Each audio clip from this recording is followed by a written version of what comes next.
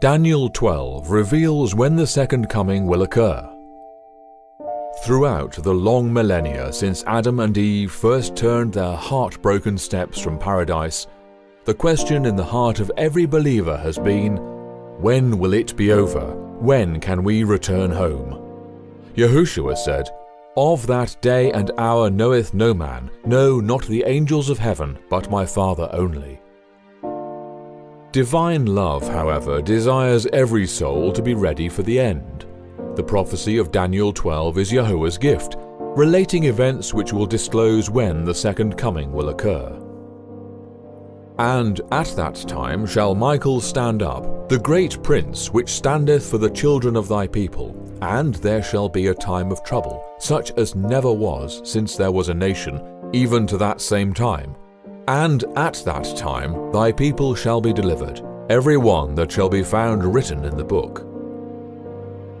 Daniel 12 covers the climax of the great controversy between good and evil, towards which all of Daniel 11 has been building. At that time, Michael stands up. His people are facing a time of trouble such as the world has never seen, and he's not going to take it sitting down. He lovingly provides instruction for the final generation so they will know what to expect. Daniel, like everyone since Adam, wanted to know one thing. He asked, "How long shall it be to the end of these wonders?" The answer was immediate. "And I heard the man clothed in linen, which was upon the waters of the river, when he held up his right hand and his left hand unto heaven, and swear by him that liveth for ever, that it shall be for a time, times, and a half. And when he shall have accomplished to scatter the power of the holy people, all these things shall be finished." This may seem confusing, but it was an honest answer to a straightforward question.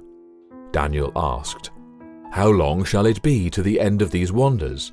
And Yahushua told him, "A time, times, and half a time, or 3.5 years. This is important information. Earth's history would climax in a 3.5-year time period. The one piece of information missing from Yahushua's answer, however, was when the 3.5 years would start. This time period is imminent. It is time for this prophecy to be understood in its entirety, but only those who have been following advancing light will understand it. Yahushua told Daniel of the final generation, "Many shall be purified and made white and tried, but the wicked shall do wickedly, and none of the wicked shall understand, but the wise shall understand." The soul is purified as it embraces advancing light. Thus, it is the responsibility of every child of Yah to actively seek out truth and accept every ray of light from heaven. The prophecy warned, "None of the wicked shall understand." This is not referring to worldlings. Worldly people do not care about the prophecies of Daniel. This refers to professed followers of Yahushua who reject advancing light. It is these who will not understand the truths contained in Daniel 12. Yahushua went on to explain, "From the time that the daily sacrifice shall be taken away, and the abomination that maketh desolate set up, there shall be 1,290 days. Here is the answer to Daniel's question. The word sacrifice in the above text is a supplied word. The word daily comes from tamid and means continually, regularly. Both ideas, regularity and continuousness, are present in the word. Many Christians have assumed the daily or continual refers to the daily sacrifices offered under the Old Covenant. However, advancing light reveals a deeper meaning. The continuous without interruption refers to time itself and the method by which it is calculated, the moon. The unchangeable nature of the moon was used as an example when Yahuwah declared, "Once I have sworn by my holiness that I will not lie unto David. His seed shall endure forever, and his throne as the sun before me. It shall be established forever as the moon, and as a faithful witness in heaven. The Sabbath, established at creation, is to be calculated by the calendar established at creation, the luni-solar calendar. Obedience to the divine commands purifies and sanctifies the soul. Disobedience desolates it. When the continual is taken away, the abomination that desolates the soul is established. This happened in the 4th century, when Constantine I enforced the use of the pagan calendar and rejected the biblical method of timekeeping. The Dark Ages that followed were the direct result of this abomination that truly desolated the soul. This action will be witnessed again in the near future, when a universal Sunday law will be enforced upon pain of death, because the final conflict will be over worship. And I beheld another beast, and he causeth the earth and them which dwell therein to worship the first beast, whose deadly wound was healed. And he had power to give life unto the image of the beast, that the image of the beast should both speak and cause that as many as would not worship the image of the beast should be killed. And he causeth all, both great and small, rich and poor, free and bond, to receive a mark in their right hand or in their foreheads. And that no man might buy or sell, save he that had the mark, or the name of the beast, or the number of his name.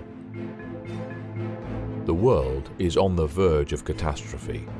The very next thing to happen is the sounding of the trumpets as described in Revelation 8 and 9. Under the 5th trumpet, the abomination of desolation will be established. When demons in the form of extraterrestrials overrun the earth, the Pope will be exalted as the earth's representative. It will only be logical for him to be chosen to head up the new one-world religion. In this new position of ultimate power, he will, at that time, impose a universal Sunday law. When the might of the state is combined with a decree of the Church to establish a universal law imposing a false worship day on the pain of death, then the continuous without interruption will have effectively been taken away, and the abomination that desolates will be established. This law does not even have to enforce Sunday only. True believers who seek accommodation for their worship by the luni-solar calendar will be viewed as troublers of the people.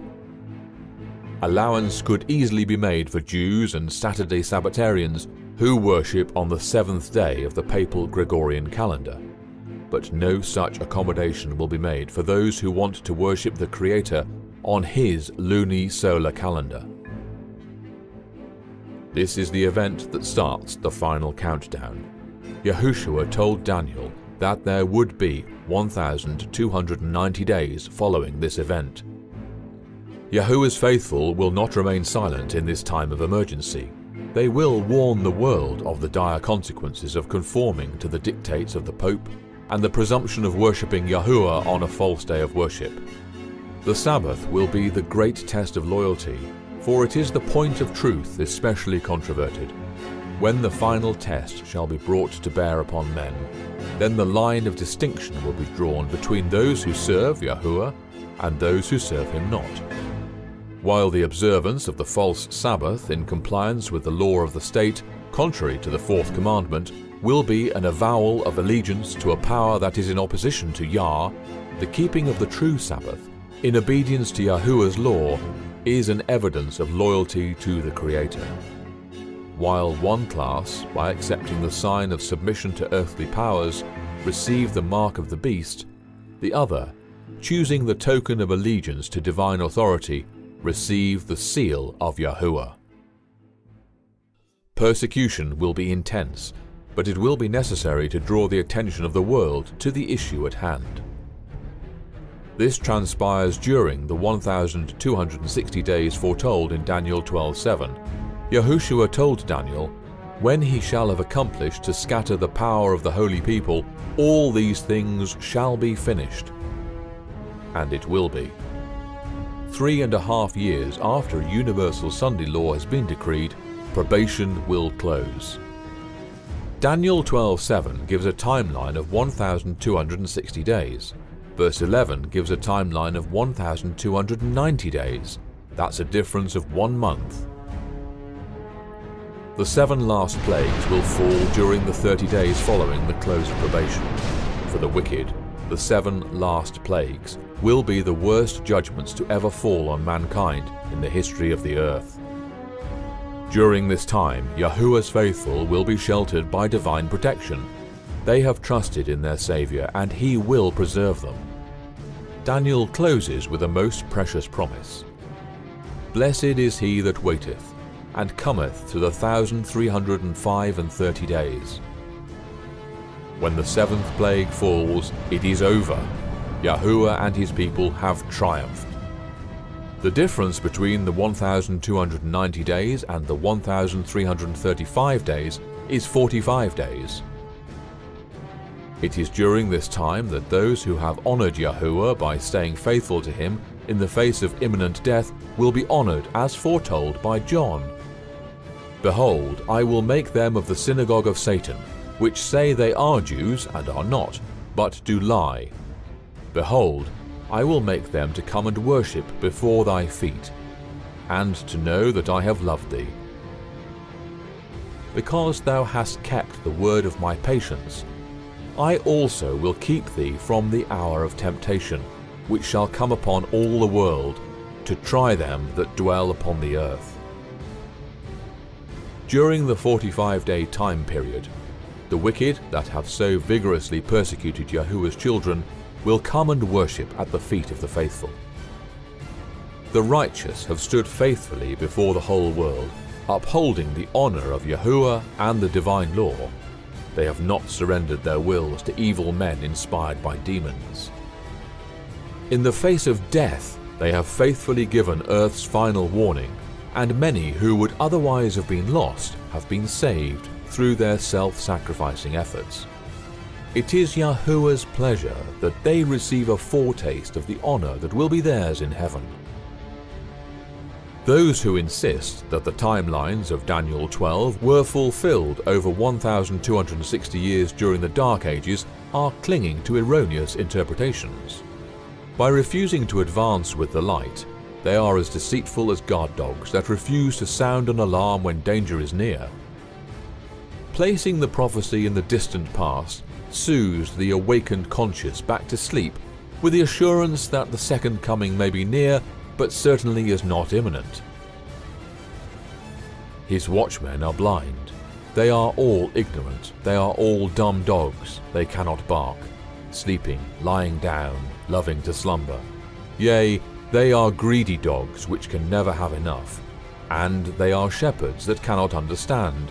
They all look to their own way, every one for his gain from his quarter. Come ye, say they, I will fetch wine, and we will fill ourselves with strong drink, and tomorrow shall be as this day, and much more abundant. The day of Yahuwah is here now. We are now living in the time of trouble. Very few events yet remain between now and when Yahushua will appear in the clouds of heaven. Now is the time to seek Yahuwah, learn of him, and embrace the precious rays of divine truth shining with ever-increasing brilliance from the eternal throne. Time is almost over.